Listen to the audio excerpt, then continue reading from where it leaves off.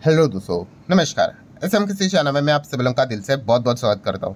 सो दोस्तों, आज के दिन का आखिरी वीडियो है, ठीक है। एंड जैसे कि आपको पता ही है, 2 दिन के छुट्टी के बाद कल मार्केट वापस स्टार्ट होने जा रहा है। तो कौन कौन से इंपॉर्टेंट कंपनीज है जिनके ऊपर आप फोकस यहाँ पे रख सकते हो। कुछ कंपनी को लेकर अच्छी खबरें आई है, कुछ कंपनीज को लेकर बुरी भी खबरें आई है, ठीक है। तो इन खबरों का इम्पैक्ट उन कंपनीज के ऊपर कल कैसे पड़ेगा, ये देखना काफ़ी इंटरेस्टिंग पार्ट रहेगा। तो चलिए वीडियो को स्टार्ट करते हैं, बट उससे पहले आप सभी लोगों को पता ही है, हमारा एक और चैनल है free stock market classes. And इस चैनल पे आज के दिन एक वीडियो आ चुका है। यस, यस्टरडे यूजुअली सैटरडे के दिन आता है, बट टेक्निकल इश्यूज के चलते कल कोई वीडियो नहीं आया था। सो इस चैनल के ऊपर आज के दिन वीडियो अपलोड हो चुका है, जरूर देख लेना दोस्तों। हर एक वीडियो काफ़ी इंपॉर्टेंट होता है। यही चीज़ें अननेसेसरली आपसे 1-2 लाख रुपया लेकर कोर्स में सिखाई जाती है, यही चीज़ें मैं आपको फ्री ऑफ कॉस्ट सिखाता हूँ, ठीक है। तो इन सभी चीज़ों को नोट करके रख लेना, ठीक है। एंड जब आपके पास काफ़ी सारे नोट्स हो जाएंगे तो आपको मार्केट बहुत अच्छी तरीके से समझ में आ जाएगा। तो इस वीडियो का लिंक मैंने ऊपर आई बटन पे दिया है, चाहो तो बाद में चेक कर सकते हो। तो चलो वीडियो को स्टार्ट करते हैं। सबसे पहले तो भाई निफ्टी 50 के ऊपर ही फोकस रहेगा। देखा गया तो 2 अच्छी खबरें देखने को मिली। एक तो जीडीपी की अच्छी खबर देखने को मिल गई। देन उसके बाद आप कह सकते हो इंडिया जापान की डील भी अच्छी देखने को मिल गई। आप चाइना की भी खबर को चाहो तो अच्छा कह सकते हो।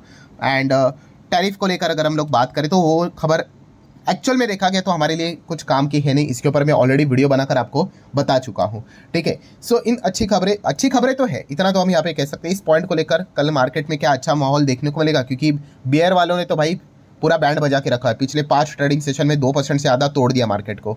सो क्या यहाँ से थोड़ा तो कमबैक होता हुआ देखने को मिलेगा कल के दिन, तो ये देखने वाला पॉइंट रहने वाला है।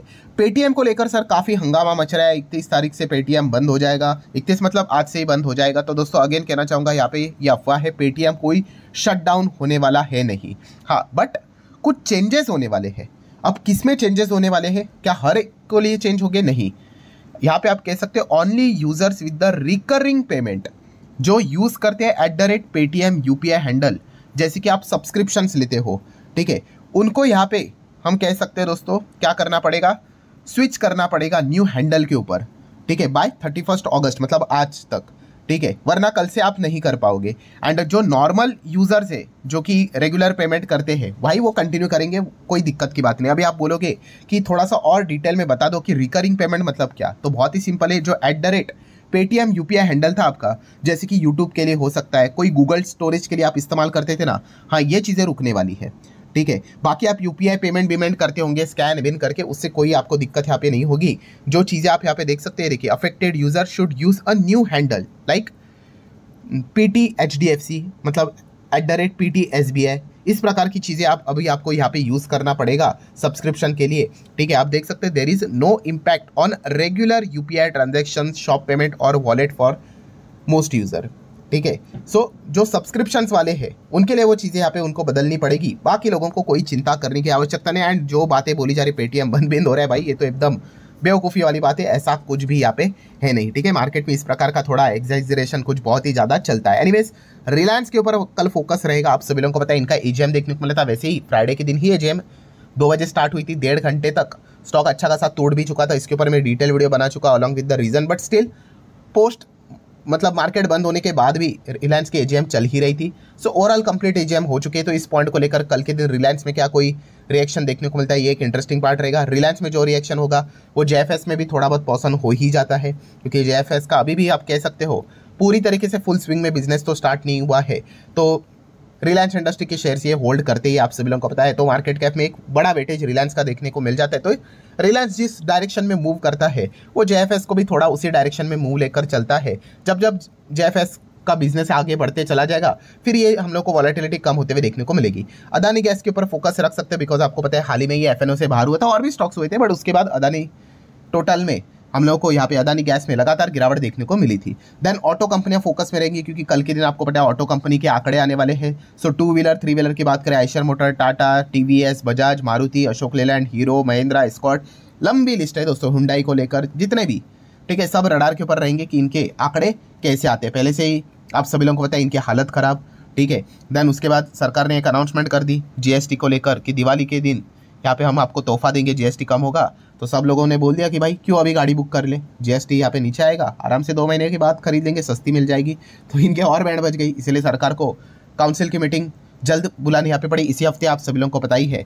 तो इस चीज़ के चलते ये ऑटो कंपनियां काफ़ी फोकस में रहेंगी, ठीक है। तो ये जीएसटी वाला मुद्दा भी काफ़ी इंपॉर्टेंट है। एंड जैसे कि अभी हम लोगों ने यहाँ पे देख ही लिया है कौन सा कि अलग अलग खबरें आ रही है अभी, जैसे कि आपको पता है जो महंगी हवाई यात्रा करने वाले जो लोग होते हैं, बिजनेस क्लास आप यहाँ पे कह सकते हो, फर्स्ट क्लास आप कह सकते हो, उनके ऊपर जीएसटी जो 12 था उस 12 तो हटने वाला है, तो उसको 18 में डालने की बात हो रही है। और जो नॉर्मल इकोनॉमी क्लास रहता है वो तो पहले भी 5% में था, वो 5 में ही रहेगा, ठीक है। तो इस चीज़ के चलते एयरलाइन बिजनेस के ऊपर थोड़ा बहुत इंपैक्ट तो यहाँ पे हो ही सकता है, तो एक देखने वाली बात जरूर रहेगी।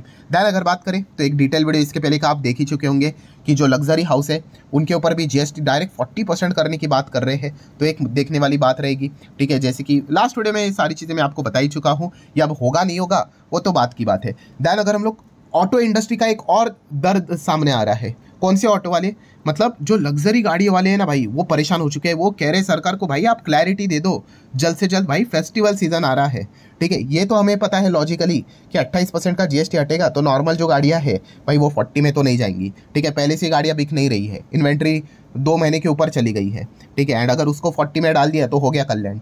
तो इसलिए नॉर्मल जो गाड़ी है भाई वो 28 से 18 में ही आने वाली है, एक बेसिक अंडरस्टैंडिंग हमें पता चलता है। बट जो बातें हो रही है कि लग्जरी गाड़ी के ऊपर 40% लगेगा, तो कह रहे कि भाई क्लैरिटी दे दो कि क्या करने वाले हो, जल्द से जल्द दे दो, ठीक है। क्योंकि फेस्टिवल सीजन चला गया तो पूरी बैंड बच जाएगी, ठीक है। कंपनीज की हालत ख़राब हो सकती है। सो लेट्स सी अब क्या होता है। खास करके जैसे मैंने बोला ना, इसी हफ्ते ये काउंसिल की मीटिंग है, बहुत ज़बरदस्त मज़ा आने वाला है, बहुत सारी चीज़ें हमारे सामने क्लियर होने वाली है कि एग्जैक्टली क्या क्या चीज़ें रहेंगी। तो इस चीज़ के चलते मतलब ऑटो कंपनियां लग्जरी ब्रांड्स में जो काम करती है उनके ऊपर आप फोकस रख सकते हो। देन जीडीपी का डेटा तो हम लोगों ने देखा था, अच्छा डेटा यहाँ पे निकल कर आया है, ठीक है, नो डाउट अच्छा डेटा निकल कर आया। उसमें से सबसे बड़ा कॉन्ट्रीब्यूशन कंजम्पशन का ही देखा जाता है। नो डाउट आप ये भी कह सकते हैं सर नेट एक्सपोर्ट में थोड़ा सा वृद्धि आई होगी, एडवांस में टैक्स टैरिफ के चलते सामान मंगवाया होगा, बट सबसे बड़ा जो वेटेज होता है भाई कंजम्पशन का ही होता है, 50-60%। वो जब तक बढ़ेगा नहीं तब तक जीडीपी इतना बढ़ना संभव है नहीं, ठीक है। तो कंजम्पशन को लेकर यहाँ पे हम कह सकते हैं कल के दिन जितने भी स्टॉक्स रहेंगे वो काफ़ी फोकस में रहने वाले। इस प्रकार का जीडीपी कंजम्पशन कंपनीज को बूस्ट देंगी। देन गोल्ड में कमाल का परफॉर्मेंस चल रहा है, 1,06,000 के ऊपर गोल्ड निकल चुका है। तो गोल्ड लोन वाली कंपनी, इसके ऊपर भी यस्टरडे मैंने डिटेल में वीडियो बनाया था, मुथूट फाइनेंस, मनप्पुरम, इनको आप स्टडी कर सकते हो। देन गोल्ड ज्वेलरीज की अगर बात कर ले, उसको लेकर कल्याण ज्वेलर्स, टाइटन जैसी कंपनियां, इनके ऊपर आप फोकस रख सकते हो। सेबी की अगर बात करें, ट्रेडिंग के पीछे पड़ा हुआ है, आपको पता ही है हफ्ता आखिरी हफ्ता है, उसके बाद 8 तारीख तक का ही मोहलत दिया हुआ है कंसल्टेशन पेपर को रिप्लाई देने के लिए। उसके बाद ट्रेडिंग को लेकर एक और बड़ा फैसला आएगा, तो angel one, BSc, CDSL, NSDL, ये सब रडार के ऊपर रहेंगे। ये मार्केट से जुड़े हुए कंपनीज है एंड ट्रेडिंग के वॉल्यूम्स कम करने वाली कभी भी खबर आई तो इन कंपनीज के लिए कभी भी सेलिब्रेट करने वाला तो माहौल नहीं होगा, ठीक है। सो ये इस कॉन्टेक्स्ट में क्या कर सकते हो आप, इन कंपनीज को ध्यान पे रख सकते हो। देन टाटा कैपिटल का आईपीओ का अनाउंसमेंट होते हुए देखने को मिल गया, $2 बिलियन का आईपीओ रहेगा भाई, ठीक है। $1 बिलियन मतलब अभी कितना है, 8,500 करोड़ ही पकड़ लेना, ठीक है। 8 और 8 कितना, 16 और ऊपर से 500, मतलब 17,000 करोड़ के आसपास का आईपीओ देखने को मिल सकता है। इसी मतलब जो सितंबर कल से स्टार्ट हो रहा है उसी के शायद से आखिरी तक हम लोग को ये आईपीओ आते हुए देखने को मिल सकता है। $11 बिलियन के वैल्यूएशन के ऊपर ये आईपीओ आ सकता है। अगर आईपीओ आएगा तो कौन सी कंपनी फोकस में रख सकते हो, टाटा इन्वेस्टमेंट, ठीक है। टाटा इन्वेस्टमेंट के डायरेक्टली इनडायरेक्टली कोई ना कोई जो शेयर्स रहते हैं वो इन कंपनीज में यूजुअली मिल ही जाते हैं। आप चाहो तो इसको स्टडी कर सकते हो, क्योंकि इसके पहले भी जब टाटा कैपिटल ने आईपीओ के लिए पेपर फाइल किए थे, टाटा इन्वेस्टमेंट के शेयर में थोड़ी सी हम लोग को तेजी भी देखने को मिली थी। देन भेल के ऊपर आप फोकस रख सकते हो, डीआरडीओ के ओर से आप यहाँ पे कह सकते हो जो ट्रांसफर डील थी वो फिलहाल तो उन्होंने साइन यहाँ पे किया। टेक ट्रांसफर डील की अगर बात करें तो ये फोकस में रख सकते हो। टॉरेंट पावर फोकस में रहेगा, बिकॉज आपको पता है 22,000 करोड़ का एलओए यहाँ पे हम लोग को साइन होते हुए देखने को यहाँ पे मिल चुका है। थर्मल जो प्रोजेक्ट देखने को मिल रहा है एमपी में 1600 मेगावाट का।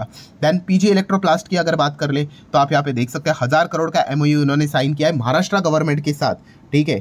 सो जो अहिल्यानगर हम लोग को प्रोजेक्ट देखने को मिल रहा है, ठीक है, इस चीज़ के लिए वो उन्होंने प्रोजेक्ट यहाँ पे साइन किया है। जायडस वेलनेस की अगर हम लोग बात करेंगे दोस्तों तो 2846 करोड़ का हम यहाँ पे कह सकते हैं एक्विजिशन जो यूके बेस्ड हम लोग को कंफर्ट क्लिक देखने को मिलता था वो कंप्लीट होते हुए देखने को यहाँ पे मिल चुका है। तो जायडस वेलनेस के ऊपर आप चाहो तो फोकस रख सकते हो। एबीबी इंडिया की अगर बात करें तो हम लोगों ने खबर देखी थी 173.55 करोड़ का ऑर्डर इनको wind turbine converters and electrical cabinets के लिए मिलते हुए देखने को मिल चुका है। तो अच्छी खबर है भाई, ऑब्वियसली कॉन्ट्रैक्ट मिलेगा तभी तो टॉप लाइन बढ़ेगा, रेवेन्यू बढ़ेगा एंड बॉटम लाइन सुधरेगा, अर्निंग्स बढ़ेंगे, ईपीएस बढ़ेगा, तो कंपनी भी अच्छा करेगी। नेक्स्ट अगर बात करें एथर, यस एथर एनर्जी के जो सीईओ है तरुण मेहता, उन्होंने आज यहाँ पे बताया कि उनका टारगेट है वो 20% मार्केट शेयर आने वाले समय में कैप्चर करेंगे। इसी प्रकार का स्टेटमेंट ओला ने भी दिया था। उसके बाद स्टॉक जबरदस्त भागा था कि आने वाले समय में 20 से 30% मार्केट शेयर हम लोग कैप्चर करेंगे। स्टेटमेंट हर कोई दे रहा है, बट अभी फिलहाल market share two wheeler electric vehicle में किसी ने कैप्चर किया है, वो है बजाज और टीवीएस। ये दोनों के फिलहाल चल रहे हैं। एथर भी अच्छा कर रहा है, ओला का तो पतन हम लोग को देखने को यहाँ पे